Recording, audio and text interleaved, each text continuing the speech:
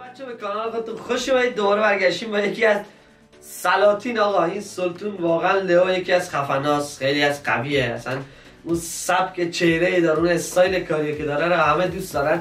بریم ببینیم که سلطون چیکار کرده بچه‌ها.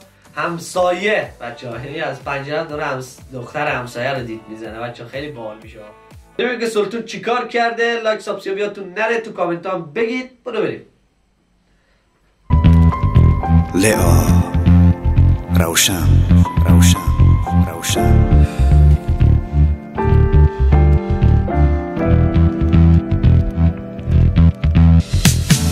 چرا تو تیز میای و تیز میروی خانه خود؟ من که عاشق چشمات شدم ای همسایه خوب.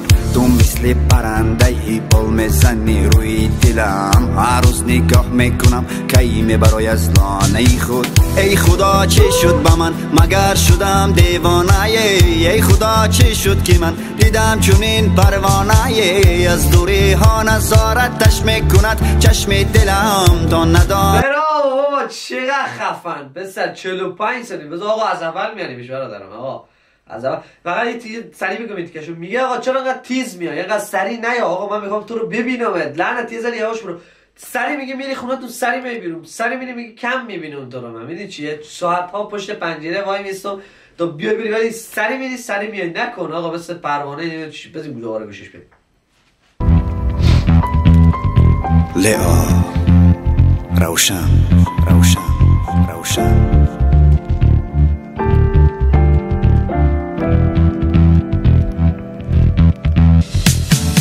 چرا تو تیز میای و تیز میروی خانه خود؟ من که عاشق چشمات شدم ای همسایه خوب.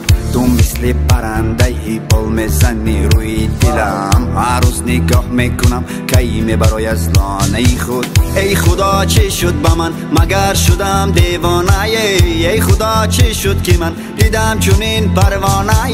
از دوری ها نظارتش میکند چشم دلم تا نداند که دارد مرا همسفر همسایه. بگو چی کار بکنم که شنوی حرفایم؟ همسایه برون برا که دلم تو را میخواد هر ثانیه. همسایه بیا بیرون که دلم تو رو میخواد هر ثانیه.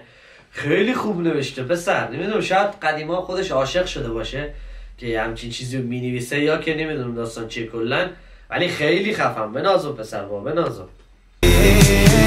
دیوانه تر میشم من، دیوانه تر با ماه نظر میکنم و ماه من هزار. بیگانه تر میشم من، بیگانه تر وقتی که دور میروی دور میشوی تاجی سرم. دیوانه تر میشم من، دیوانه تر با ماه نظر میکنم و ماه من هزار.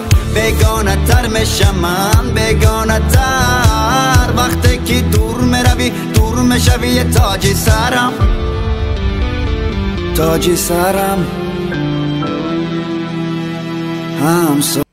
خیلی خفن آقا. فقط میتونم بگم کوالیتی میسومسترینگ اصلا خیلی بی‌نظیره.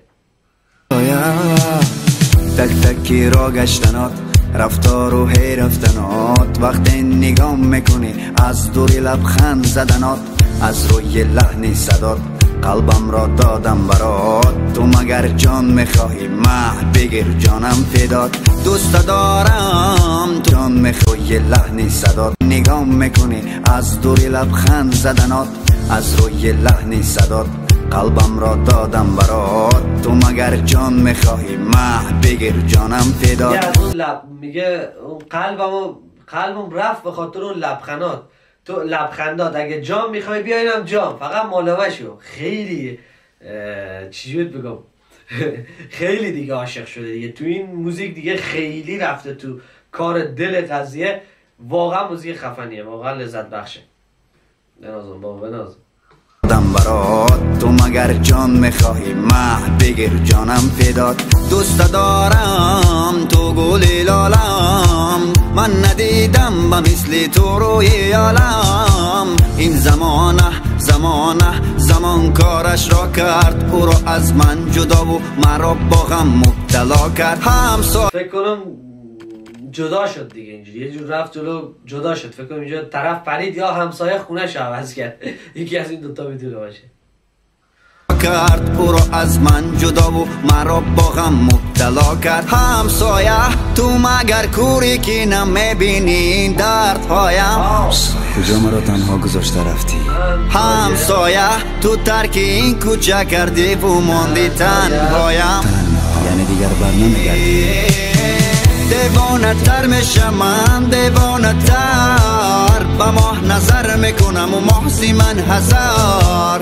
بیگانه تر میشم من، بیگانه تر وقتی که دور میروی دور میشوی تاجی سرم. دیوانه تر میشم من، دیوانه تر با ماه نظر میکنم و محضی من هزار. بیگانه تر میشم من، بیگانه تر وقتی که دور میروی دور میشوی تاجی سرم. واو تاجی سرم همسایه.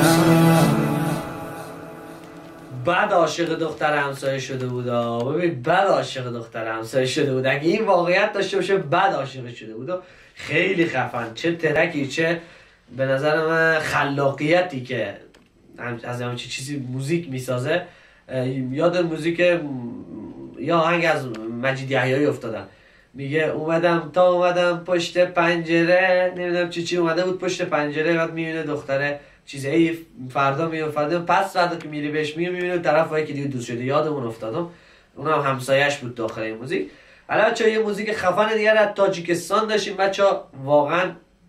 واقعا پاپشون قویه، واقعا لذت بخش. اصلا موزیک ضعیف، اصلا میگم موزیک ضعیف چیه؟ ما اینجاییم که موزیک قوی بدیم. شاید الان قدیما شاید موزیکای قدیمشون هم واقعا گوش دادیم. من رفتم کل خواننده‌ای این الان موزیکش قدیمیه، یعنی تازه که اومده بود داده. بچه‌ها لایک سابسکرایبتون نره. امیدوارم از این ریاکشن خوشتون اومده باشه. تو کامنت ها حتما بگید که از چه خواننده خوشتون میاد. دختر چیزش فرق نداره، فقط بگید من براتون ریاکشن میذارم. دوست دارم چیزی که شما میخواید، یعنی شما منو دارید ببینید، دوست دارم چیزی که شما میخواید ساخته بشه داخل کانال. لایک سابسکرایبتون نره. برو بریم.